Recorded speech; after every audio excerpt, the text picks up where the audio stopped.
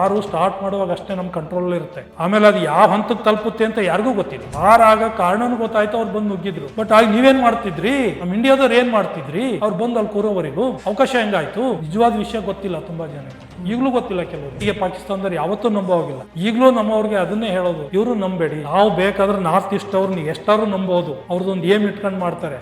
ಇವ್ರು ಹಾಗಲ್ಲ. ಅಗ್ರಿಮೆಂಟ್ ಏನಿತ್ತು ಅದನ್ನ ಮುರಿದು ಸೆಪ್ಟೆಂಬರಲ್ಲಿ ನಮ್ಮವರೆಲ್ಲ ವಾಪಸ್ ಬರ್ತಾರೆ. ಸ್ನೋಫಾಲ್ ಆಗೋ ಟೈಮು ಬಂದ್ಮೇಲೆ ಅವರು ಇಳಿಯೋ ನಾಟಕ ಆಡ್ತಾರೆ, ಇಳಿತಾರೆ, ಆಮೇಲೆ ಮತ್ತೆ ಬಂದು ಪೊಸಿಷನ್ ಅಲ್ಲಿ ಬಫರ್ಸ್ ಗನ್ ಒಳ್ಳೆ ಹೆಲ್ಪ್ ಆಯ್ತು ಅವಾಗ. ಈಗ ಅವ್ರು ಯಾವ ಬೆಟ್ಟು ತುದಿಲೆ ಆ ಕಡೆನೇ ಕೂತಿರ್ಲಿ, ಇಲ್ಲಿ ಮಿಸೈಲ್ ಬಿಡುವಾಗ ಎಲ್ಲ ಡೈರೆಕ್ಷನ್ ಡಿಗ್ರಿ ಫಿಟ್ ಮಾಡಿ ನಾವು ಹೀಗೆ ಬಿಟ್ರೆ ಅದು ಮೇಲಕ್ಕೆ ಹೋಗುತ್ತೆ, ಮೇಲಕ್ಕೆ ಹೋಗಿ ಈಗ ಆ ಪಾಯಿಂಟ್ಗೆ ಬರುತ್ತೆ. ಅವತ್ತು ನಮಗೆ ಸಂಕಷ್ಟದಿಂದ ಪಾರ್ ಮಾಡಿದ್ದು ಅಂತಂದ್ರೆ ಇಸ್ರೇಲ್ ಬಹಳ ಹೆಲ್ಪ್ ಮಾಡ್ತು, ಅವ್ರ ಟೆಕ್ನಾಲಜಿ ಬಹಳ ಇಂಪ್ರೂವ್ ಆಗಿದ್ದು. ಇವತ್ತು ನಮಗಿಂತ ಬಂದಿದ್ದಾರೆ, ಅವತ್ತು ಇದ್ರು. ನನ್ನ ಎಕ್ಸ್ಪೀರಿಯನ್ಸ್ ಹೇಳಬೇಕು ಅಂದರೆ, ಅದು ವಾರು ನಮ್ಮನ್ನು ಪ್ಲೇಸ್ ಮಾಡಿದ್ದು ಎಲ್ಲ ಕಡೆಗೂ ಮಾಡಿದ್ರು ಬಾರ್ಡ್ರಿಗೆ. ಈಗ ಎಲ್ಲಿ ವಾರ ಆಗಿದ್ದು ಒಂದು ಲಿಮಿಟೆಡ್ ಏರಿಯಾದಲ್ಲಿ, ಎಲ್ಲ ಕಡೆ ವಾರ ಆಗಲಿಲ್ಲ. ಕಾರ್ಗಲ್ಲು, ಟೈಗರ್ ಹಿಲ್ಲು ಅವೇನಿದೆ ಅದು ಶ್ರೀನಗರದ ಮುಂದೆ ಹೋದ್ಮೇಲೆ, ನಾನು ಮುಂಚೆ ಇದ್ನಲ್ಲ ಆ ಏರಿಯಾದಿಂದ ಹಿಡಿದು ಹೈವೇ ಎ ಅಂತ ಹೇಳೋರು ಅಥವಾ A1 ಅಂತ, ಅಲ್ಲಿಂದ ಶುರು ಆಗೋದು. ಅದು ಅಲ್ಲಿಂದ ಶುರುವಾದ್ರೆ ಅಲ್ಲಿಂದ ಸ್ಟ್ರೈಟ್ ಅದು ಹೋಗ್ತಿದ್ದು ಕಾರ್ಗಲ್ ಕ್ರಾಸ್ ಮಾಡಿ ಹೋದ್ರೆ ಹೈವೇ ಆದ್ರಿಂದ ಲೇ ಲಡ್ಡಾಖ್ ಅಲ್ಲಿ ಮುಂದೆ ಅದೇ ರೂಟ್ ಹೋಗ್ಲಿಕ್ಕೆ. ಲೇ ಲಡ್ಡಾಖ್ ಬಿಟ್ಟು ಮುಂದಕ್ಕೆ ಹೋದ್ರೆ ಗ್ಲೇಸಿಯರ್ ಇವೆಲ್ಲ ಅಲ್ಲೇ ಬರೋದು. ಈಗ ಬೈ ರೋಡ್ ಹೋಗ್ಬೇಕಾದ್ರೆ ಅದೇ ರೂಟು, ಹೈವೇನೆ, ಅದು ಬಿಟ್ಟಿಲ್ಲ. ಅವರು ಆ ಥರ ಅಟ್ಯಾಕ್ ಮಾಡ್ಲಿಕ್ಕೂ ಆ ಜಾಗ ಆರಿಸ್ಕೊಂಡಿದ್ದು ಪಾಕಿಸ್ತಾನದಲ್ಲಿ ಇದೇ ಕಾರಣಕ್ಕೆ. ಅದನ್ನ ಕ್ಯಾಪ್ಚರ್ ಮಾಡಿಬಿಟ್ರೆ ಒಂದು ತುಂಬಾ ಎತ್ತರದಲ್ಲಿದೆ. ನಮ್ಮ ಇಂಡಿಯಾದ ಅದನ್ನ ಬಿಟ್ರೆ ನಮಗೆ ಬೇರೆ ಪೊಸಿಷನ್ ಎಲ್ಲ ಕೆಳಗಡೆ ಪೊಸಿಷನ್ ಅಲ್ಲಿದೆ ನಮ್ಮ ಏರಿಯಾ. ಅವ್ರು ಅಲ್ಲಿ ಸ್ಟ್ರಾಂಗ್ ಆಗಿ ಕ್ಯಾಪ್ಚರ್ ಮಾಡಿ ಕೂತ್ಕೊಂಡ್ರೆ ಅದನ್ನ ಬಿಡ್ಸೋದು ಕಷ್ಟನೇ.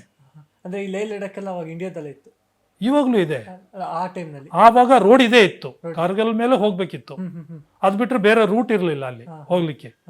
ಅವರು ಯೋಚನೆ ಮಾಡಿದ್ದು ಅದನ್ನೇ, ಈ ಹೈವೇ ನಾವು ಕ್ಯಾಪ್ಚರ್ ಮಾಡಿದ್ರೆ ಮುಂದೆ ಹೋಗ್ಲಿಕ್ಕೆ ಅವ್ರಿಗೆ ಆಗಲ್ಲ, ಇಲ್ಲೇ ಬರ್ಬೇಕು ಯಾರು ಬಂದ್ರು. ಅಂದ್ರೆ ಅವ್ರ ಅಷ್ಟೊತ್ತಿಗೆ ಲೇ ಲಡಾಖ್ ಎಲ್ಲ ಕ್ಯಾಪ್ಚರ್ ಮಾಡ್ಕೊಂಡಿದ್ದ. ಲೇ ಲಡಾಖಿಗೆ ಹೋಗಿರಲ್ಲ ಅವರು, ಬರೀ ಕಾರ್ಗಿಲ್ ಏರಿಯಾ ಅಲ್ಲಿಗೆ ಹೋಗೋ ದಾರಿನ ಇವ್ರು ಕಟ್ ಮಾಡಿ ಅಲ್ಲಿ ಕೂತಿದ್ರು. ಅಲ್ಲಿ ನಮ್ಮ ಸೈನ್ಯ ಇದ್ದೇ ಇತ್ತು, ಇಲ್ಲ ಆಯ್ತು. ಬಟ್ ಅದರಲ್ಲಿ ಅವರು ಈಗ ಎಲ್ರಿಗೂ ಗೊತ್ತು, ನಾವು ವಾರಿಂದ ಬಂದ್ಮೇಲೆಲ್ಲ ನಮ್ಮ ಸ್ನೇಹಿತರು ಮತ್ತೆ ಇವರು ಬಂಧು ಬಳಗದವರು ಇವರೆಲ್ಲ ಅವರ ನೇಬರ್ಸ್ ಕೇಳೋರು, ಅಲ್ಲಪ್ಪ ಅದೇನೋ ಸರಿ ಯುದ್ಧ ಮುಗೀತು, ನೀವು ಗೆದ್ದಿದ್ದು ಆಯ್ತು ಇಂಡಿಯಾ, ಬಟ್ ಅವ್ರಿಗೆ ನಿಜವಾದ ವಿಷಯ ಗೊತ್ತಿಲ್ಲ ತುಂಬಾ ಜನಕ್ಕೆ, ಈಗಲೂ ಗೊತ್ತಿಲ್ಲ ಕೆಲವರಿಗೆ. ಆಯ್ತು ಸರಿ, ವಾರ ಆಗ ಕಾರಣನೂ ಗೊತ್ತಾಯ್ತು, ಅವ್ರು ಬಂದು ನುಗ್ಗಿದ್ರು. ಬಟ್ ಆಗ ನೀವೇನ್ ಮಾಡ್ತಿದ್ರಿ ನೀವು ಅಂದ್ರೆ ನಾನು ಅಂತ ಕೇಳೋದು ಮಿಲಿಟರಿ ಅವರು, ನಮ್ಮ ಇಂಡಿಯಾದವ್ರು ಏನ್ ಮಾಡ್ತಿದ್ರಿ, ಅವ್ರು ಬಂದು ಅಲ್ಲಿ ಕೂರೋವರೆಗೂ ಅವಕಾಶ ಹೆಂಗಾಯ್ತು? ಇದುವರೆಗೂ ಕೆಲವರಿಗೆ ಡೌಟೇ ಇದೆ. ಈಗ ಅಲ್ಲಿ ಬಾರ್ಡರ್ ನಮ್ಮ ಸೈನಿಕರು ಇದ್ಮೇಲೆ ಅದು ಹೇಗೆ ಬರಕ್ ಸಾಧ್ಯ, ಹೇಗೆ ಬಂದ್ರು ನೀವು ಅಲ್ಲಿ ಇದ್ಮೇಲೆ ಅಂತ. ಅದಕ್ಕೊಂದು ರೀಸನ್ ಇದೆ, ಅದು ತುಂಬಾ ಜನ ಗೊತ್ತಿಲ್ಲ.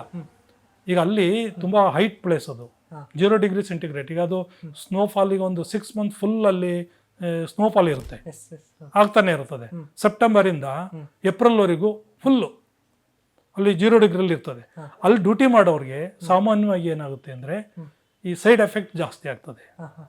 ಕಣ್ಣು ಐಸ್ ಸೈಟು ಬೇಕಾಗೋದು, ಮೆಮೊರಿ ಪವರ್ ಕಡಿಮೆ ಆಗೋದು, ಅಥವಾ ಗ್ಯಾಂಗ್ರೀನ್ ಆಗಿ ಕಾಲು ಸ್ನೋನಲ್ಲಿ ಕೆಲವರಿಗೆ ಸೆಟ್ ಆಗದೆ ಹೋಗೋದು, ಫಿಸಿಕಲ್ ಆಗಿ ತುಂಬಾ ಡ್ಯಾಮೇಜ್ ಆಗ್ತಿತ್ತು. ಇದು ನೋಡಿ ಎರಡೂ ದೇಶದವರು ಒಂದು ಅಗ್ರಿಮೆಂಟ್ ಮಾಡ್ಕೊಂಡಿದ್ರು, ಪಾಕಿಸ್ತಾನದವರು ನಮ್ಮವರು. ಏನಂತ, ಆ ಟೈಮ್ನಲ್ಲಿ ಆ ಹೈಟಲ್ಲಿ ನಾವು ಇರೋದು ಬೇಡ, ನೀವು ಇರೋದು ಬೇಡ, ಕೆಳಗಡೆ ಹೋಗ್ಬಿಡೋದು. ಸ್ನೋಫಾಲ್ ನಿಂತ ಮೇಲೆ ಮತ್ತೆ ಅವ್ರವ್ರ ಪೋಸ್ಟಿಗೆ ಬರೋದು ಅಂತ. ಅಲ್ಲಿ ಬಹಳಷ್ಟು ಪೋಸ್ಟ್ಗಳಿದ್ದು. ಪೋಸ್ಟ್ಗಳು ಅಂದ್ರೆ ಹೇಗೆ ಅಂದ್ರೆ ಇಲ್ಲಿ ನಮ್ಮ ತರ ಅಲ್ಲ. ಈಗ ನಾವು ಇಲ್ಲಿ ಅವರು ಕೇಳ್ತೀವಿ ಟೈಗರ್ ಇಲ್ಲ ಅಂತ, ಟೈಗರ್ ಇಲ್ಲ ಅಂದ್ರೆ ಅದು ಒಂದೇ ಅಲ್ಲ, ಟೈಗರ್ ಇಲ್ಲಿ ಹೋಗ್ಬೇಕಾದ್ರೆ ಬಹಳಷ್ಟು ಬೆಟ್ಟ ಹತ್ತಿ ಇಳಿದ್ಬೇಕು, ಚಿಕ್ಕ ಬೆಟ್ಟಗಳು. ಅದಾದ್ಮೇಲೆ ಇನ್ನೊಂದು ಬೆಟ್ಟಗಳ ಪೊಸಿಷನ್ ಹೇಗೆ ಅಂದ್ರೆ, ಇಲ್ಲಿ ನಾವು ನೋಡಿದ್ರೆ ಯಾವ್ದಾದ್ರು ಒಂದು ಬೆಟ್ಟ ಕಾಣುತ್ತೆ, ನಾವು ಅಲ್ಲಿ ಹೋಗ್ಬೇಕಾದ್ರೆ ಒಂದು ಬೆಟ್ಟ ನೋಡಿದ್ರೆ ಈ ಬೆಟ್ಟ ಹತ್ಬೇಕು ಅಂತ ಹೋದ್ರೆ ಆ ಕಾಣ ಬೆಟ್ಟ ಹತ್ತಿದ್ರೆ ಅದೊಂದು ಪಾಯಿಂಟ್, ಒಂದು ಪೋಸ್ಟ್ ಅಷ್ಟೇನೆ. ಅದಾದ್ರೆ ಟೈಗರ್ ಇಲ್ಲಿ ಎಲ್ಲೋ ಇದೆಯಾ, ಅದಕ್ಕೆ ಮುಂಚೆ ಇಳಿಬೇಕು, ಇನ್ನೊಂದು ಬೆಟ್ಟ ಹತ್ಬೇಕು, ಚಿಕ್ಕದು, ಒಂದ್ ದೊಡ್ಡದು, ಒಂದ್ ಚಿಕ್ಕದು, ಒಂದ್ ದೊಡ್ಡದು, ಒಂದ್ ಚಿಕ್ಕದು, ಈ ತರ. ಅದಕ್ಕೆಲ್ಲ ಪಿಂಪಲ್ಸ್ ಅಂತ ಅಲ್ಲಿ ಒಂದು ಹೆಸರು ಕೊಡ್ತಾರೆ, ಅವಕ್ಕೆಲ್ಲ ನಂಬರು ಕೊಟ್ಟಿದ್ದಾರೆ. ಈ ಟೈಗರ್ ಹಿಲ್ಸ್ಗೆಲ್ಲ ಹೋದಾಗ 5104 ಪಾಯಿಂಟ್ ಅಂತ ಹೇಳ್ತಾರೆ. ಅದೆಲ್ಲ ಒಂದು ಪೋಸ್ಟ್ಗಳು, ಆ ಪೋಸ್ಟಲ್ಲಿ ಇರ್ತಾರೆ. ಆ ಪೋಸ್ಟಲ್ಲಿ ಇದ್ದಾರೆ ಅಷ್ಟನ್ನು ನೋಡ್ಕೋಬೇಕು. ಅದರಿಂದ ಡೌನ್ಗೆ ಹೋದ್ರೆ ಇನ್ನೊಂದಿರುತ್ತೆ, ಈ ಸೈಡಿಗೆ ಬಂದು ಇನ್ನೊಂದು ಚಿಕ್ಕ ಬೆಟ್ಟ ಇರುತ್ತೆ, ಅದನ್ನ ಬಿಟ್ಟು ಹತ್ತಿದ್ರೆ ಮತ್ತೆ ಇನ್ನೊಂದು ದೊಡ್ಡ ಬೆಟ್ಟ. ಹೀಗೆ ಅಲ್ಲಿ ಬೆಟ್ಟ ಒಂದು ಹತ್ತಿದ ಮೇಲೆ ಈಗ ಟೈಗರ್ ಇಲ್ಲಿ ಹತ್ತಿದ್ರೆ ಸೀದಾ ಒಂದು ನಡ್ಕೊಂಡು ಹೋಗಾಗಿಲ್ಲ. ಈಗ ನಾವು ಓಡ್ತೀವಲ್ಲ ಚನ್ನರಾಪಟ್ಟಣಕ್ಕೆ ಬಂದು ಒಬ್ಬಡಪ್ಪ ಹಾಸನಕ್ಕೆ ಸೀದಾ ಹೋಗ್ಬೋದು ರೋಡ್ಗೆ. ಅಥವಾ ಈಗ ಯಾವ್ದಾದ್ರು ಒಂದು ಬೆಟ್ಟ, ಈಗ ಉದಾಹರಣೆಗೆ ಬೆಳಗೊಳದ ಬೆಟ್ಟ ಹತ್ತಿದ್ರೆ ಇಳಿದ್ಮೇಲೆ ನಾವೆಲ್ಲರೂ ಹೋಗ್ಬೋದು. ಆ ಥರ ಇಲ್ಲ ಅಲ್ಲಿ. ಇನ್ನೊಂದು ಪೋಸ್ಟ್ಗೆ ಹೋಗ್ಬೇಕು ಅಂದ್ರೆ ಮತ್ತೆ ಅದನ್ನ ಇಳಿಬೇಕು, ಮತ್ತೆ ಇನ್ನೊಂದು ಹತ್ತಬೇಕು, ಅಲ್ಲಿ ಇನ್ನೊಂದು ಪೋಸ್ಟು. ಈ ಥರ ಸಮಸ್ಯೆಯಲ್ಲಿ ಹಾಗಾಗಿ ಅವರು ಅಗ್ರಿಮೆಂಟ್ ಏನಿತ್ತು ಅದನ್ನ ಮುರಿದು ಸೆಪ್ಟೆಂಬರಲ್ಲಿ ನಮ್ಮವರೆಲ್ಲ ವಾಪಸ್ ಬರ್ತಾರೆ. ಸ್ನೋಫಾಲ್ ಆಗೋ ಟೈಮು ಸೆಪ್ಟೆಂಬರಿಂದ ಏಪ್ರಿಲ್ವರೆಗೂ ಬರ್ತಾರೆ. ಬಂದಮೇಲೆ ಅವರು ಇಳಿಯೋ ನಾಟಕ ಆಡ್ತಾರೆ, ಇಳಿತಾರೆ, ಆಮೇಲೆ ಮತ್ತೆ ಬಂದು ಪೊಸಿಷನಲ್ಲಿ ಇರ್ತಾರೆ. ಹೋಗ್ತಾರೆ ಕೆಳಕ್ಕೆ ಆ ಕಡೆನವರು. ಆಮೇಲೆ ಮತ್ತೆ ಅವ್ರದ್ದೆಲ್ಲ ಫ್ರೀ ಪ್ಲಾನ್ ಇತ್ತು, ಈಗ ಮಾಡಬೇಕು. ಮುಷರಫ್ತು ISI ಮತ್ತು ಮುಷರಫ್ತಿತ್ತು. ಈ ಥರ ನಾವು ಇಲ್ಲಿ ಮಾಡ್ಕೊಂಡ್ರೆ ಇನ್ನೇನು ಮಾಡೋಕ್ಕಾಗಲ್ಲ, ಅವರು ನಮ್ಮನ್ನು ಹಿಡಿಯೋಕ್ಕೆ ಆಗಲ್ಲ ಅನ್ನೋ ಲೆಕ್ಕಾಚಾರ ಅವ್ರದ್ದಾಗಿತ್ತು. ಆಕ್ಚುಲಿ ಫಿಸಿಕಲಾಗಿ ಹೇಳಬೇಕು ಅಂದರೆ ಅದು ಸರಿನೂ ಕೂಡ ಆಗಿತ್ತು. ಅಸಂಭವ ಅದನ್ನು ಮತ್ತೆ ಅವರು ರೀಕ್ಯಾಪ್ಚರ್ ಮಾಡೋದು ಅನ್ನೋ ಲೆಕ್ಕದಲ್ಲೇ ಇದ್ದರು. ಆ ಥರ ಇತ್ತು. ಬಟ್ ಇನ್ನೊಂದು ಹೇಳಬೇಕು ಅಂದರೆ ಆವಾಗ ನಮ್ಮಲ್ಲಿ ಅಷ್ಟು ಆಧುನಿಕ ಹತ್ಯಾರಗಳಿರಲಿಲ್ಲ, ಆರ್ಮ್ಸ್ ಅಮ್ಯುನಿಷನ್ ಇರಲಿಲ್ಲ. ಒಂದು. ಇನ್ನೊಂದು, ನಾವು ಯುದ್ಧನ ಓಪನ್ ವಾರ್ ಮಾಡೋ ಆಗಿರಲಿಲ್ಲ. ಯಾಕೆ ಹೇಳ್ತೀನಿ ಮಾತನ್ನ ಅಂದರೆ, ಈ ಕಾರ್ಗಿಲ್ ಯುದ್ಧ ನಡೆದದ್ದು 84 days, ಅರೌಂಡು 3 months ಅಂತ ಹೇಳ್ಬೋದು. 3 ಮೇಯಿಂದ 26 ಜುಲೈ ಅಂತ. ಬಟ್ ಒಂದು 3 ತಿಂಗಳ ಅಂದಾಜು ಹೇಳ್ಬೋದು, 5-6 ದಿವಸ ಕಡಿಮೆಯಾಗಿ ಅಷ್ಟು ದಿವಸ ಆಯಿತು. ಅದೇ 71 ವಾರಲ್ಲಿ 10 days ನಾವು ಕ್ಯಾಪ್ಚರ್ ಮಾಡಾಗಿತ್ತು ಬಾಂಗ್ಲಾದೇಶನ, ನಮ್ಮ ಆರ್ಮಿ. ಅದು ಹೇಗೆ? ಇದೇ ಕಾರಣ, ಪರಿಸ್ಥಿತಿ ಭಾಳ ಡಿಫ್ರೆಂಟು. ಅದು ಲೆವೆಲ್ ಪ್ಲೇಸಲ್ಲಿ ವಾರ್ ಮಾಡಿದ್ದು, ಒಂದೇ ಇದರಲ್ಲಿತ್ತು ಅಲ್ಲಿ ನಮಗೆ. ಇಲ್ಲಿ ಹಾಗಿರಲಿಲ್ಲ. ಇಲ್ಲಿ ಹೈಟಲ್ಲಿ ಅವ್ರು ಕೂತಿದ್ರು, ಕೆಳಗಡೆ ನಾವಿದ್ದು. ಇನ್ನೊಂದು ಹೇಳ್ಬೇಕು ಅಂತಂದರೆ 16,000 ಫೀಟಿಂದ 18,000 ಫೀಟಲ್ಲಿ ಅವರಿದ್ರು. ಅಷ್ಟು ಹೈಯೆಸ್ಟು ಲೊಕೇಶನ್ನು ಇದು, ವರ್ಲ್ಡಲ್ಲಿ ಭಾಳ ಹೈಯೆಸ್ಟ್ ವಾರ್ಫೀಲ್ಡ್ ಅಂತಲೇ ಹೇಳ್ಬೋದು. ಆಮೇಲೆ ಅಲ್ಲಿರೋಂಥ ಪೊಸಿಷನ್ನು ಏನು ಬೆಟ್ಟನೂ ಕೂಡ ಹಿಂಗೆ ಹತ್ತಾಗಿಲ್ಲ, ಹೀಗೇ ಹತ್ತಬೇಕು ಅನ್ನೋ ಹತ್ತನ್ನು ಅವ್ರು ನೋಡ್ತಾರೆ. ನಾವು ಇಲ್ಲಿಂದ ನೆಟ್ಟು ನಿಂತ್ಕೊಂಡು ನೋಡಿದ್ರೆ ಅವ್ರ ಪೊಸಿಷನ್ ಕಾಣಲ್ಲ. ಯಾಕೆಂದ್ರೆ ಪೋಸ್ಟ್ಗಳು ಮಾಡಿರ್ತಾರೆ, ಸುತ್ತ ಕಲ್ಲು ಹಾಕಿ ಪೋಸ್ಟ್ಗಳು ಸ್ವಲ್ಪ ಜಾಗ ಬಿಟ್ಕೊಂಡಿರ್ತಾರಲ್ಲ, ಅಲ್ಲಿ ಕೂತ್ಕೊಂಡಿದ್ದಾರೆ ಅವರು ಆರ್ಮ್ಸ್ ಅಮ್ಯುನಿಷನಲ್ಲಿ. ನಮ್ಮ ಹತ್ತಿರ ಆ ಕಡೆಯಿಂದ ಫೈರ್ ಮಾಡಿದರೆ ಅಸಾಧ್ಯ ಅಂತಲೇ ಹೇಳಬೇಕು. ಅಂಥ ಮೂಮೆಂಟಲ್ಲಿ ಅವ್ರು ಕೂತಿದ್ರು. ನಾವು ಅವರು ಒಬ್ಬರಾದರೆ ನಾವು 100 ಜನ ಆದ್ರೂ ಕಷ್ಟ. ಯಾಕೆಂದ್ರೆ ಹತ್ತಿ ಆ ಪ್ಲೇಸಿಗೆ ತಲುಪಿದ ಮೇಲೆ ಫೈಟ್ ಮಾಡೋದು ಈಸಿ, ಹತ್ತಿಯ ಪೊಸಿಷನ್ಗೆ ಹೋಗೋದು ಭಾಳ ಕಷ್ಟದ ಕೆಲಸ ಆಗಿತ್ತು. ಹಾಗಾಗಿ ಅದು ಮೈನಸ್ ಪಾಯಿಂಟ್ ಆಯಿತು ನಮಗೆ. ಇನ್ನೊಂದು, ಬೆಟ್ಟಗಳು ಹೋಗ್ಲಿ ಏನಾದ್ರು ಒಂದು ಸ್ವಲ್ಪ ಇದಾವ, ಆಗೂ ಇಲ್ಲ, ಪೂರ ಕಡ್ದಾಗೆ ಇದ್ದು ಹೀಗೆ. ಅದು ಒಂದು. ಇನ್ನೊಂದು, ಆರ್ಮ್ಸ್ ಅಮ್ಯುನಿಷನ್ ಆಗ ಅಷ್ಟೊಂದು ಮಾಡರ್ನ್ ಇರಲಿಲ್ಲ ನಮ್ಮಲ್ಲಿ. ಈಗ ಒಂದು ಲಿಮಿಟೆಡ್ಡು ಆ ಏರಿಯಾದಲ್ಲೇ ನಾವು ವಾರ್ ಮಾಡಬೇಕು. ಯಾಕೆಂದ್ರೆ ಇದು ನಮಗಿಂತ ಏರ್ ಫೋರ್ಸಲ್ಲಿ ಡಿಫಿಕಲ್ಟ್ ಆಗಿತ್ತು. ಅವರು ಹೆಲಿಕಾಪ್ಟ್ರು ಅಥವಾ ಫೈಟರ್ಗಳು ನೀವು ಕೇಳಿರ್ಬೋದು, ನಮ್ಮದು ಹೆಲಿಕಾಪ್ಟ್ರು ಇದಾಯಿತು, ಒಂದು ಔಜಾದವ್ರದ್ದು ಒಂದು ಫೈಟರು ಕೂಡ ಬೀಳ್ತಾವ. ಕಾರಣ ಏನು ಅಂದರೆ, ಈಗ ಉದಾಹರಣೆಗೆ ಆ ಎಡ್ಜಲ್ಲಿ ಹೋಗಬೇಕು, ಆದೇಶ ಏನಿತ್ತು ಅಂದರೆ ನೀವು LOCನ ಕ್ರಾಸ್ ಮಾಡೋ ಆಗಿಲ್ಲ, ಆಚೆ ಹೋಗೋಗಿಲ್ಲ. ಹಾಂ, ನಮಗೆ ಅಲ್ಲಿ ಒಳಗೇನೆ ಬರ್ಬೇಕು ನೀವು ಅವ್ರಿಗೆ ಫೈರ್ ಮಾಡ್ಬೇಕು ಅಂದ್ರೆ. ಈಗ ನಾವು ಬಸ್ ಲಾರಿನಲ್ಲಿ ಹೇಗಾದ್ರೂ ಹೋಗಿ ಬರ್ಬೋದು, ಸ್ಪೀಡ್ ಕಮ್ಮಿ. ಅದು ಅಷ್ಟು ಸ್ಪೀಡಲ್ಲಿ ಹೋಗೋದು, ಆ ಬೌಂಡ್ರಿಗೆ ಹಾಕಿ ವಾಪಸ್ ಟರ್ನ್ ಆಗಬೇಕಲ್ಲ, ಟರ್ನ್ ಆಗುವಾಗ ಒಳಗಡೆ ಹೋಗ್ಲೇಬೇಕಾಗುತ್ತೆ. ಇಲ್ಲ ಅಂದರೆ ಅಲ್ಲಿವರೆಗೆ ಹೋಗೋಕ್ಕಾಗಲ್ಲ. ಅಷ್ಟು ಸ್ಪೀಡಲ್ಲಿ ಹೋದಂಥಕ್ಕೆ ಅವರ ಪೋಸ್ಟ್ಗಳು ಕಾಣಿಸೋದು ಇಲ್ಲ. ಇದು ಕಷ್ಟ ಆಗಿದ್ದು ಎಲ್ಲಕ್ಕಿಂತ. ಅದಕ್ಕೆ ಅಷ್ಟೊಂದು ಟೈಮ್ ತಗೋತು. ಇನ್ನು ನಮ್ಮ ಬೋಫರ್ಸ್ ಗನ್ ಆಗಿರ್ಬೋದು, ಬೋಫರ್ಸ್ ಗನ್ ಒಳ್ಳೆ ಹೆಲ್ಪ್ ಆಯ್ತು ಅವಾಗ. ಹೇಗೆ ಅಂದರೆ, ಈ ಥರ ಲಾಸ್ಟಲ್ಲಿ ಎಡ್ಜಲ್ಲಿ ಇದ್ದವ್ರಿಗೆ ಹಿಂಗೆ ಹೊಡೆದ್ರೆ ಈ ಗನ್ ಫೈರ್ ಹೀಗೆ ಹೋಗುತ್ತೆ, ಅಲ್ಲಿಗೆ ಬೀಳಲ್ಲ. ಬೋಫರ್ಸ್ ಗನ್ನಲ್ಲಿ ಆ ಸಿಸ್ಟಮ್ ಇದೆ, ಕಂಪ್ಯೂಟರೈಸ್. ಹೇಗೆ ಅಂದರೆ, ನಾವು ಈಗ ಮಿಸೈಲ್ ಎಲ್ಲ ಹೋಗ್ತಾವಲ್ಲ, ಆ ಸಿಸ್ಟಮ್ ಹಿಂದೆಲ್ಲ ಆಗಿರಲಿಲ್ಲ. ಹೇಗೆ, ಈಗ ಅವ್ರು ಯಾವ ಬೆಟ್ಟದ ತುದಿಲೇ ಆ ಕಡೆನೇ ಕೂತಿರ್ಲಿ, ಬೆಟ್ಟದ ತುದಿ ಇದಾದರೆ ಈ ಸೈಡಲ್ಲೇ ಕೂತಿರ್ಲಿ ಅವರು. ಇಲ್ಲಿ ಮಿಸೈಲ್ ಬಿಡುವಾಗ ಎಲ್ಲ ಡೈರೆಕ್ಷನ್ ಡಿಗ್ರಿ ಫಿಟ್ ಮಾಡಿ ನಾವು ಹೀಗೆ ಬಿಟ್ಟರೆ ಅದು ಮೇಲಕ್ಕೆ ಹೋಗುತ್ತೆ, ಮೇಲಕ್ಕೆ ಹೋಗಿ ಹೀಗೆ ಆ ಪಾಯಿಂಟ್ಗೆ ಬರುತ್ತೆ. ಇವತ್ತಿನ ಮಿಸೈಲ್ ಮತ್ತು ಇವತ್ತಿನ ಟೆಕ್ನಾಲಜಿ ಭಾಳ ಇಂಪ್ರೂವ್ ಆಗಿದೆ. ಅವತ್ತು ಅಷ್ಟು ಇಂಪ್ರೂವ್ ಆಗಿರಲಿಲ್ಲ. ಅವತ್ತು ನಮಗೆ ಆ ಸಂಕಷ್ಟದಿಂದ ಪಾರು ಮಾಡಿದ್ದು ಅಂತಂದರೆ ಇಸ್ರೇಲ್ ಭಾಳ ಹೆಲ್ಪ್ ಮಾಡ್ತು. ಅವ್ರ ಟೆಕ್ನಾಲಜಿ ಭಾಳ ಇಂಪ್ರೂವ್ ಆಗಿದ್ರು. ಇವತ್ತು ನಮಗಿಂತ ಬಂದಿದ್ದಾರೆ, ಅವತ್ತು ಇದ್ರು. ಅವ್ರು ಇದೇ ಟೆರರಿಸ್ಟಿಂದ ಅವ್ರು ಯಾವಾಗಲೂ ಹೋರಾಟ ಮಾಡಿದವರು. ಅವ್ರು ಅರ್ಥ ಮಾಡ್ಕೊಂಡ್ರು ಇಂಡಿಯಾ ಈ ಕಷ್ಟ ಇದೆ ಅಂತೇಳಿ, ಅವ್ರು ಹೆಲ್ಪ್ ಮಾಡಿದರು. ಅದರಿಂದ ನಮಗೆ ಇನ್ನೂ ಹೆಲ್ಪ್ ಆಯಿತು. ಈಗ ಒಂದು ವೇಳೆ ನಾವು ಎಲ್ಲಿ ಬೇಕಲ್ಲಿ ಫೈಟರ್ಗಳನ್ನ ಬಿಟ್ಟು ಮಾಡಿದರೆ ಆ ಕಡೆ ಹೋದರೆ ಅವರು ಹೊಡಿತಾರೆ, ತಪ್ಪು ನಮ್ದಾಗುತ್ತೆ. ಈಗ ಅವ್ರು ಏನು ಹೇಳ್ತಾರೆ ಅಂದರೆ, ಇವರು ನಾವಲ್ಲ, ನಮ್ಮ ಆರ್ಮಿ ಅಲ್ಲ, ಟೆರರಿಸ್ಟ್ಗಳು ಅಂತ ಹೇಳ್ತಾರೆ. ಟೆರರಿಸ್ಟ್ ವೇಷದಲ್ಲಿ ಬಂದು ಎಲ್ಲ ಆರ್ಮಿಯವರೇ ಇದ್ರು. ನಾರ್ದರ್ನ್ ಇನ್ಫೆಂಟ್ರಿ ಅವ್ರದ್ದು ಇತ್ತಲ್ಲಿ. ISI ಪ್ಲಾನು ಮತ್ತು ಮುಷರಫ್ ಆರ್ಮಿ ಪ್ಲಾನೇ ಎಲ್ಲ. ಇದನ್ನ ಅಕ್ವೈರ್ ಮಾಡ್ಕೊಂಡ್ರೆ, ವಶಪಡಿಸ್ಕೊಂಡ್ರೆ ಇಂಡಿಯಾ ಇನ್ನ ಲೇ ಲಡಾಖ್ ತಾನಾಗೆ ಬಿಟ್ಟಾಗ ಆಗುತ್ತೆ ಅವ್ರಿಗೆ. ಈ ಥರ ಪ್ಲಾನಿಂಗ್ ಇತ್ತು ಅವ್ರದ್ದು. ಅದು ಭಾಳ ಕಷ್ಟ ಆಯಿತು. ಅದಕ್ಕೆ ಅಷ್ಟು ಟೈಮ್ ತಗೊಳ್ತು. ಡ್ಯಾಮೇಜು ಅಷ್ಟೇ. ಡ್ಯಾಮೇಜು ಅಷ್ಟು ಕಡಿಮೆ ಏರಿ ಲೊಕೇಶನ್ನಲ್ಲಿ. ಈ 71 ವಾರ ಅಂದರೆ ಎಲ್ಲ ಕಡೆ ಓಪನ್ ವಾರ ಆಯಿತು. ರಾಜಸ್ಥಾನದಿಂದ ಹಿಡಿದು ಗುಜರಾತು, JNK, ಪಂಜಾಬ್ ಎಲ್ಲ ಕಡೆನೂ ಆಯಿತು. ಇಲ್ಲಿ ಸ್ಟೆಂಟುನಲ್ಲಿ ಇದ್ರು ಎಲ್ಲರೂ ಎಲ್ಲ ಕಡೆಯಲ್ಲೂ. ಯಾಕೆಂದ್ರೆ ವಾರು ಸ್ಟಾರ್ಟ್ ಮಾಡುವಾಗ ಅಷ್ಟೇ ನಮ್ಮ ಕಂಟ್ರೋಲ್ ಇರುತ್ತೆ. ಆಮೇಲೆ ಅದು ಯಾವ ಹಂತಕ್ಕೆ ತಲುಪುತ್ತೆ ಅಂತ ಯಾರಿಗೂ ಗೊತ್ತಿಲ್ಲ. ಎಲ್ಲ ಕಡೆಯಲ್ಲೂ ಸ್ಪ್ರೆಡ್ ಆಗ್ಬೋದು ಅದು. ಅದಕ್ಕೋಸ್ಕರ ಈಗ UN ಹೋದ್ರೆ ನಿಮ್ಮ ಫೈಟರೇ ಫಸ್ಟ್ ಹೋಗಿ ಆ ಕಡೆ ಅಟ್ಯಾಕ್ ಮಾಡಿದಿರಿ, ಇದನ್ನೇ ಹೆಸರು ಕೊಡ್ತಾರೆ. ಅದಕ್ಕೋಸ್ಕರ ಲಿಮಿಟ್ ಏರಿಯಾದಲ್ಲೇ ವಾರ್ ಯುದ್ಧ ಮಾಡಬೇಕಾಯಿತು. ಡಿಫಿಕಲ್ಟು ಸಿಚುಯೇಷನ್ ಇತ್ತು. ಮತ್ತು ನಮಗಲ್ಲಿ ಅಷ್ಟೊಂದು ಇವತ್ತಿನಷ್ಟು ಆರ್ಮ್ಸ್ ಅಮ್ಯುನೇಷನ್ನು ಮಾಡರ್ನ್ ಟೈಪಲ್ಲಿ ಯಾವುದೂ ಇರಲಿಲ್ಲ. ಟೆಕ್ನಾಲಜಿ ಇರಲಿಲ್ಲ. ಹಾಗಾಗಿ ಜಾಸ್ತಿ ಟೈಮ್ ತಗೋತಾವತ್ತು. ಕಷ್ಟನೂ ಆಯಿತು ಅವತ್ತು. ನಿಜವಾಗೂ ಹೇಳಬೇಕು ಅಂತಂದರೆ ಇದು ಒಂದು ಮೈಲ್ ಸ್ಟೋನ್ ಅಂತಲೇ ಹೇಳಬೇಕು. ಅಂಥ ಡಿಫಿಕಲ್ಟ್ ಏರಿಯಾದಲ್ಲಿ ಹೋಗಿ ಅವ್ರನ್ನ ಹೊಡೆದೋಡಿಸಿ ಮತ್ತದನ್ನ ವಾಪಸ್ ತಗೊಳ್ಳೋ ಕೆಲಸ ಇದೆಯಲ್ಲ, ಅದು ಕಾಮನ್ ಆಗಲ್ಲ, ಅಸಾಧ್ಯ ಅಂತಲೇ ಹೇಳ್ಬೋದು. ಇದನ್ನೇ ಅವರು ಜಡ್ಜ್ ಮಾಡಿ ಈ ಥರ ಮಾಡಬೇಕು ಅಂತ ಪ್ಲಾನ್ ಮಾಡಿದರು. ಇದು ಬೇರೆ ಇವತ್ತಿಗೆ ಹೇಳ್ತೀನಿ, ಬೇರೆ ಕಡೆ ಆಗಿದ್ರು ಇದು ಸಾಧ್ಯ ಆಗ್ತಿರ್ಲಿಲ್ಲ. ನಾವು ಗೆದ್ದು ಅನ್ನೋ ಕನ್ಫರ್ಮಲ್ಲಿ ಇದ್ದರು ಅವರು, ಪಾಕಿಸ್ತಾನದವರು. ಇನ್ನೇನು ಮಾಡೋಕ್ಕಾಗಲ್ಲ, ನಮ್ಮ ವಶಕ್ಕೆ ಆಯ್ತು ಇನ್ನು ಅಂತ ಹೇಳಿ.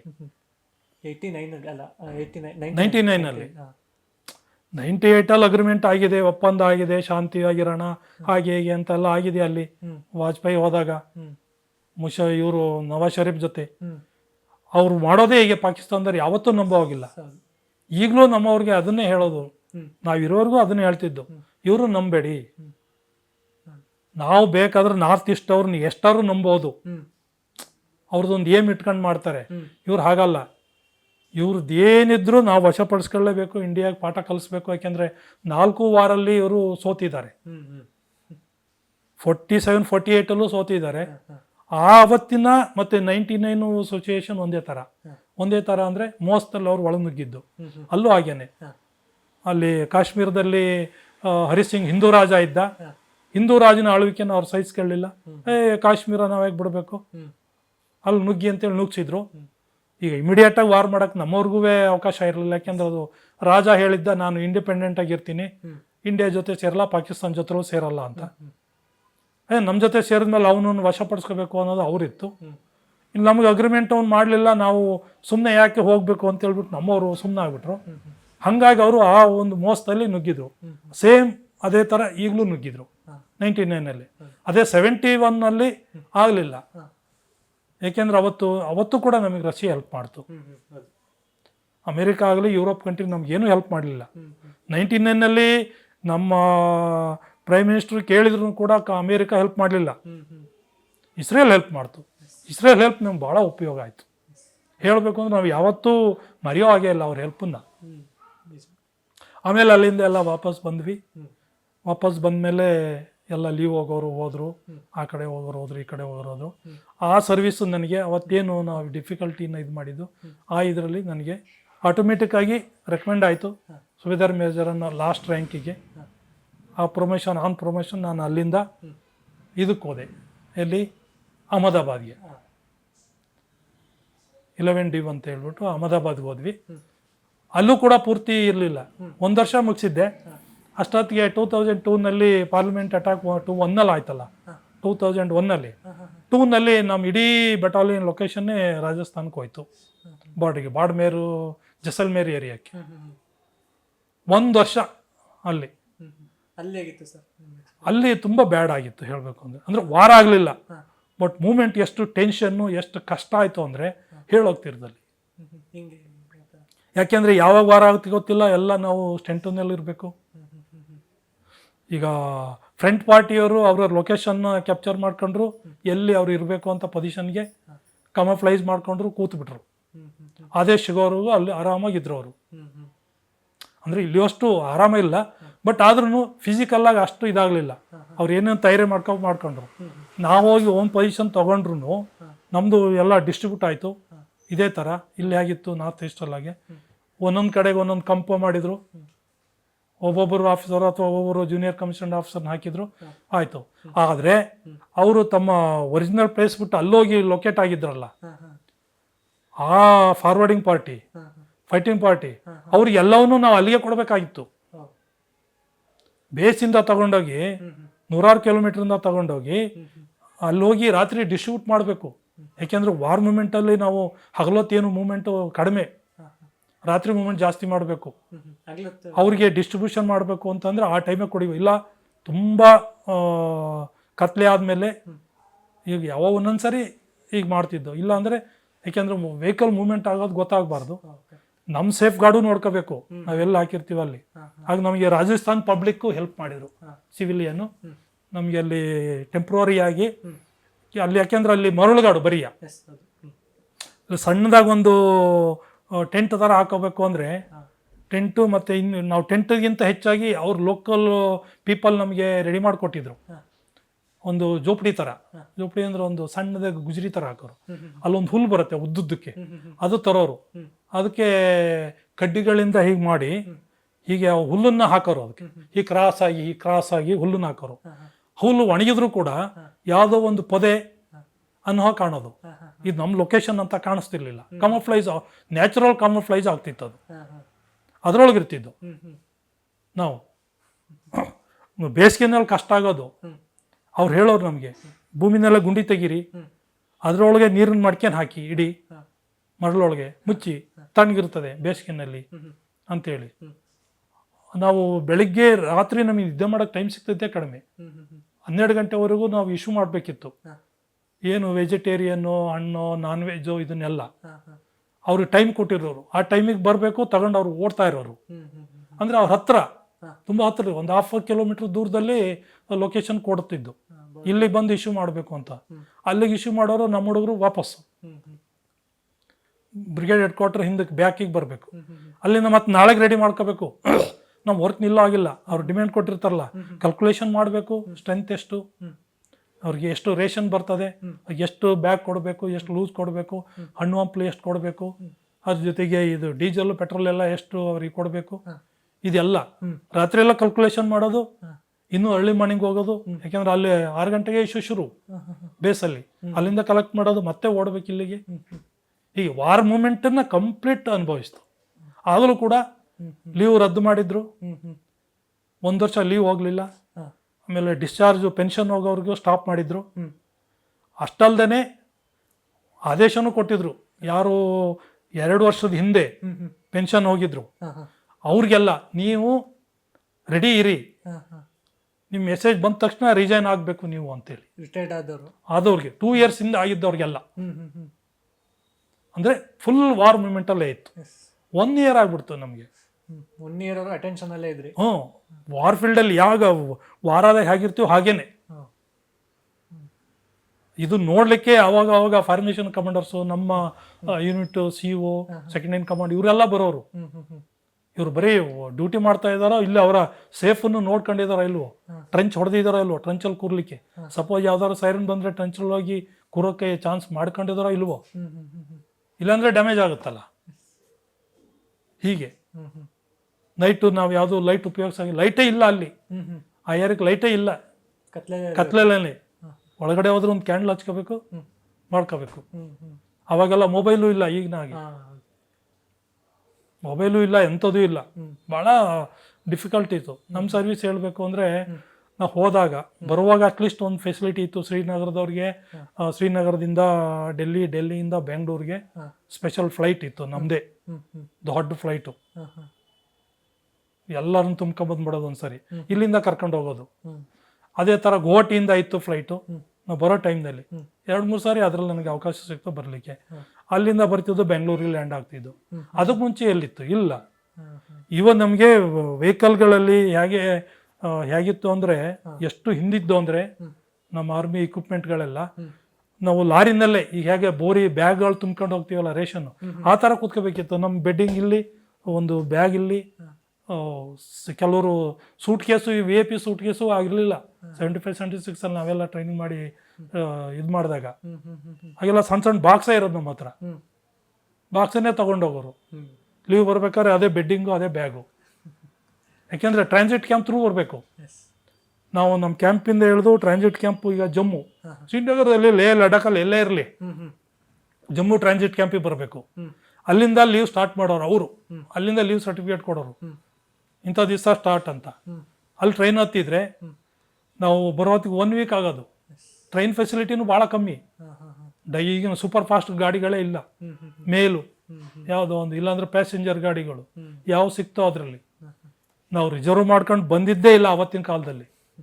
ಗಾಡಿನಲ್ಲಿ ಜಮ್ಮುವಿಂದ ಕಾಶ್ಮೀರಕ್ಕೆ ಹೋಗ್ಬೇಕು, ಅಟ್ಲೀಸ್ಟ್ ಶ್ರೀನಗರ್ಗೆ ಹೋಗ್ಬೇಕು ಅಂದರೆ ಬೆಳಗ್ಗೆ ನಾವು 6 ಗಂಟೆಗೆ ಹೊರಟ್ರೆ ಅಲ್ಲಿಗೆ ಹೋಗಿ 7 ಗಂಟೆ ಆಗೋದು. 300 ಕಿಲೋಮೀಟರ್ಸು. ಬಟ್ ಬೆಟ್ಟ ಸಾಲು. ಅಲ್ಲಿ ಹೀಗೆ ಅಂದ್ಕೊಂಡು ಹೋಗೋಷ್ಟೊತ್ತಿಗೆ ಕೆಲವ್ರಿಗೆ ತಲೆ ಸುತ್ತು ಬಂದಿರೋದು, ಕೆಲವರು ವಾಮಿಟ್ ಮಾಡೋವಾಗೋದು ಆ ಗಾಡಿನಲ್ಲಿ. ಆಮೇಲೆ ಇಂಪ್ರೂವ್ ಆಯಿತು. ಸ್ವಲ್ಪ ದಿವಸ ಆದಮೇಲೆ ಬಸ್ಗಳು ಶುರುವಾದವು. ಸಾಮಾನು ಲಗೇಜಲ್ಲಿ ಬರೋದು ಗಾಡಿನಲ್ಲಿ, ಲಾರಿನಲ್ಲಿ, ಬಸ್ಗಳಲ್ಲಿ ನಾವು ಹೋಗ್ತಿದ್ವಿ. ಆಮೇಲೆ ಲಾಸ್ಟಲ್ಲಿ ಫ್ಲೈಟ್ ಫೆಸಿಲಿಟಿ ಸಿಕ್ತು. ನಾವು ತ್ರಿಪುರದಲ್ಲಿದ್ದಾಗ ಪರವಾಗಿಲ್ಲ, ಆವಾಗ ನನಗೆ ಸಿವಿಲ್ ಫ್ಲೈಟಲ್ಲಿ ಬರ್ತಿದ್ದೆ. ತ್ರಿಪುರಾದಿಂದ ಹೊರಟ್ರೆ ಕಲ್ಕತ್ತಾಗೆ ಸಿವಿಲ್ ಫ್ಲೈಟ್ ಇತ್ತು. ಕನ್ಸೆಷನ್ ರೇಟಲ್ಲಿ ನಮಗೆ ವಾರೆಂಟ್ ಸಿಗ್ತಿತ್ತು, ಅದು ತೊಗೊಂಡು ಬರ್ತಿದ್ದು. ಕಷ್ಟಗಳಿತ್ತು. ಆದರೆ ಈಗ ನಮಗೆ ಬೇರೆಯವರು ಎದುರಿಸುವಾಗ ನಾವೇಕೆ ಎದುರಿಸಬಾರ್ದು? ಯಾವತ್ತೂ ಹಿಂದೆ ನೋಡಲಿಲ್ಲ ನಾನು. ಮಾಡ್ತಾನೆ ಹೋದೆ ಏನೇನಿದೆಯೋ ಅದನ್ನು. ಪ್ರಮೋಷನ್ಗಳು ತಾನಾಗೆ ಬರ್ತಾ ಇದ್ದು. ಲಾಸ್ಟ್ ಪ್ರಮೋಷನ್ನು ಸಿಕ್ತು. ಅಲ್ಲಿಂದ ಲಾಸ್ಟು ಈಗ ಇದೆಲ್ಲ ಮುಗೀತು. ಯಾವಾಗ 2002 ಆದಮೇಲೆ 3ನಲ್ಲಿ ನನಗೆ ಮತ್ತೆ ನಾರ್ತಿಗೆ ಬಂತು, JNK ಕಡೆಗೆ. ಅಂದರೆ ಕಾಶ್ಮೀರದ ಕಡೆಗೆ ಹೋಗಲಿಲ್ಲ, ಅಲ್ಲೇ ಜಮ್ಮು ಸೆಕ್ಟರ್, ಸಂಬಾ ಸೆಕ್ಟರ್ ಅಂತಿತ್ತು, ಅಲ್ಲಿಗೆ ಬಂತು. ಪಠಾಣ್ಕೋಟಿಂದ ಮುಂದಕ್ಕೆ ಅಲ್ಲಿ 2 ಇಯರ್ಸ್ ಮಾಡೋಕ್ಕೆ ಅವಕಾಶ ಸಿಕ್ತು. ಅಲ್ಲಿ ಮುಗಿಸ್ಕೊಂಡು ವಾಪಸ್ ಎಂಟ್ರಿಗೆ ಬಂದು 2005ಅಲ್ಲಿ ರಿಟರ್ನ್ ಆದೆ. ಭಾಳಷ್ಟು ಕಲಿಯೇ ಸಿಕ್ತು ನನಗೆ. ಕಲ್ತಿದ್ದು ಉಂಟು, ಭಾಳಷ್ಟು ಕಲಿತೆ. ನಾವು ಹೋದಾಗ ಹೇಳಬೇಕು ಅಂದರೆ ಅದನ್ನೋನು ಇಷ್ಟೊಂದು ನಾಲೆಡ್ಜ್ ಬರುತ್ತೆ ಅಂತ ನಾನು ಅಂದ್ಕೊಂಡಿರಲಿಲ್ಲ. ಕಷ್ಟನೂ ಅನುಭವಿಸಿದ್ದೀವಿ, ಇಲ್ಲ ಅಂತಲ್ಲ. ಹೇಳಬೇಕು ಅಂದರೆ ನಮ್ಮ 20 ಇಯರ್ಸಲ್ಲಿ ಹೋದವನು 50 ಇಯರ್ಸಲ್ಲಿ ರಿಟರ್ನ್ ಆದೆ. ಏನು ನಮ್ಮ ಏಜ್ ಇತ್ತಲ್ಲ, ಏಜೆಲ್ಲ ಅಲ್ಲೇ ಮುಗಿಸಿದ್ದೀವಿ. ಪ್ರತಿಫಲನೂ ಸಿಕ್ಕಿದೆ. ಕೊನೆಗೆ ಒಂದು ರೆಸ್ಪೆಕ್ಟ್ ಆಗಿ ಬರುವಾಗ ಆನರ್ ಲೆಫ್ಟಿನೆಂಟ್ ಅನ್ನೋ ರ್ಯಾಂಕು ಸಿಕ್ತು. ಇವೆಲ್ಲ ಎಲ್ರಿಗೂ ಸಿಗಲ್ಲ. ಅದು ನಮ್ಮ ಲಕ್ಕು. ಆಮೇಲೆ ನಾವು ಮಾಡೋ ಕೆಲಸಗಳ ಮೇಲೂ ಡಿಪೆಂಡು. ಯಾವುದನ್ನೇ ಆಗಲಿ ಸೆಲ್ಫೀಸಾಗಿ ವರ್ಕ್ ಮಾಡಬಾರ್ದಲ್ಲಿ. ಏನು ಆರ್ಡರ್ ಸಿಗ್ತದೋ ಅದನ್ನು ಮಾಡ್ಕೊಂಡು ಹೋಗ್ತಾ ಇದ್ರೆ ಎಲ್ಲವೂ ತನ್ನಿಂದ ತಮಗೆ ಸಿಗ್ತದೆ. ಒಂದು ವೇಳೆ 30 ವರ್ಷದಿಂದ ಉಳು ಬಂದಿದ್ದೀನಿ, ಅದು ನಮ್ಮ ಲಕ್ಕೇ. ಮಧ್ಯದಲ್ಲಿ ಏನು ಬೇಕಾದ್ರೂ ಆಗ್ಬೋದಾಗಿತ್ತು. ಇತ್ತು. 98ಅಲ್ಲಿ ನಾನು ಅಲ್ಲಿ ಇದ್ದಾಗ, ತ್ರಿಪುರಾದಲ್ಲಿ ಇದ್ದಾಗ ನಮ್ಗೆ ಅಂಥ ಒಂದು ಆಕ್ಸಿಡೆಂಟು ಆಯಿತು. ಇದಕ್ಕಿದ್ದಾಗೆ ಈಗ ಈ ಥರ ಈಗ ಎಲ್ಲಿ 2 ವರ್ಷದಿಂದ ಇಲ್ಲಿ ಮಳೆ ಆಯ್ತಲ್ಲ, ಆ ಥರ ಸಿಕ್ಕಾಪಟ್ಟೆ ಮಳೆ ಆಯಿತು. ಮುಂಚೆ ಅಸ್ಸಾಂ ಅಂದರೆ ಹೆವಿ ರೈನ್ಫಾಲು ಆಯಿತು. ಅದರಲ್ಲಿ ಒಂದು ಮೀಟ್ರ್ ಗೇಜು ರೈಲಿತ್ತು. ಗೋಟಿಯಿಂದ ಮುಂದಕ್ಕೆ ಬಂದಮೇಲೆ ಮಿಜೋರಾಂ ಕಡೆಗೆ ಹೋಗೋ ದಾರಿನಲ್ಲಿ ಅಲ್ಲಿ ಅದು ರೋಡು ಕೊಚ್ಚೋಯ್ತು, ರೈಲ್ವೆ ಲೈನು ಕೊಚ್ಚೋಯ್ತು. ನಾವೆಲ್ಲ ಸಿವಿಲ್ ವೆಹಿಕಲಲ್ಲಿ ಓಡಾಡ್ತಿದ್ದು, ಯಾಕೆಂದ್ರೆ ಅಲ್ಲಿ ಟೆರರಿಸ್ಟ್ ಏರಿಯಾದ ಆರ್ಡ್ರೆ ಹಂಗಿತ್ತು. ಜೀಪಲ್ಲಿ ಒಂದು 7-8 ಜನ ಹಿಂದೆ ಮುಂದೆ ಎಲ್ಲ ಕುತ್ಕೊಂಡು ಹೋಗಿದ್ವಿ. ಈಗ ರೋಡ್ ನೋಡಿದ್ವಿ, ಗಾಡಿಗೆಲ್ಲ ನಿಂತಿದೆ. ನಾವು ನೋಡ್ತೀವಿ ಸಿವಿಲಿಯನ್ ಎಲ್ಲ ಹೀಗೆ ಆ ಕಡೆ ತಿರುಗಿಸಿ ಹೀಗೆ ಡೌನ್ ಮಾಡಿದ್ದಾರೆ ಕೈ ಹಿಂಗ್ ಊರ್ಕೊಂಡು ಬೆಂಡಾಗಿ ಮಲಗಿದ್ದಾರೆ. ನಾವು ಬಂದಾಗ ಗೊತ್ತಾಯ್ತು ಏನೋ ಇಲ್ಲಿ ಸಮಥಿಂಗ್ ಈಸ್ ರಾಂಗ್, ಅಲರ್ಟ್ ಅಂತ ಹೇಳಿ ಎಲ್ಲರೂ ಗನ್ನ ಇಟ್ಕೊಂಡ್ರು. ಒಳಗಡೆಯಿಂದನೇ ಎಲ್ಲ ಹೋದ್ವಿ. ನಾವು ಹತ್ತತ್ರ ಯಾವಾಗ ಹೋದ್ವು ಅವನು ಪಿಸ್ತೂಲ್ ಹಿಡಿದವನು ಓಡ್ ಬಂದ. ಉತ್ತರ ನಿಚೆ ಗಿಡವನ್ ಅಂತ ಪಿಸ್ತೂಲ್ ಹಿಡ್ಕೊಂಡು ಇಳಿಯರಂಗೆ ನಾವು ಆಕ್ಷನ್ ಮಾಡಿದ್ವಿ. ಎದ್ದಾಗಿ ಟ್ರೇಗರ್ನ ಹಿಂದಕ್ಕೆ ಕೇಳಿದ್ರೆ ಸೌಂಡ್ ಬರ್ತದೆ. ಯಾವಾಗ ಸೌಂಡ್ ಬಂತಲ್ಲ ಹಿಂದಕ್ಕೆ ಓಡ್ಬಂದ. ಜೀಪಿನ ಈ ಸೈಡ್ ಬಿಟ್ಟು ಮುಂದಕ್ಕೆ ಬಂದಿದ್ಕು ಇವನು ಫೈರ್ ಓಪನ್ ಮಾಡಿದ್ಕು ಸರಿಯಾಗುತ್ತೆ. ಡಬ್ ಡಬ್ ಅಂತ 2-3 ರೌಂಡ್ ಹೊಡೆದ. ಡಮಾರ್ ಅಂತ ಅವ್ನು ಕೆಳಗೆ ಬಿದ್ದ. ಇನ್ನೂ ಒಂದು ಎಕ್ಸ್ಪೀರಿಯನ್ಸ್ ಆಗಿತ್ತು. ನಾವು ರೈಲ್ವೆ ಸ್ಟೇಷನಿಗೆ ಹೋಗ್ಬೇಕಾದ್ರೆ ವೆಹಿಕಲ್ ಅಲ್ಲಿ ಅಟ್ಯಾಕ್ ಆಗಿತ್ತು. ಮೇಲಿಂದ ಫೈರ್ ಬಂತು. ಆ ಗ್ಲಾಸ್ ಮಧ್ಯದಲ್ಲಿ ಬಂದು ಹೀಗೆ ತರ್ಚ್ಕೊಂಡು ಹೊರಟೋಯ್ತು.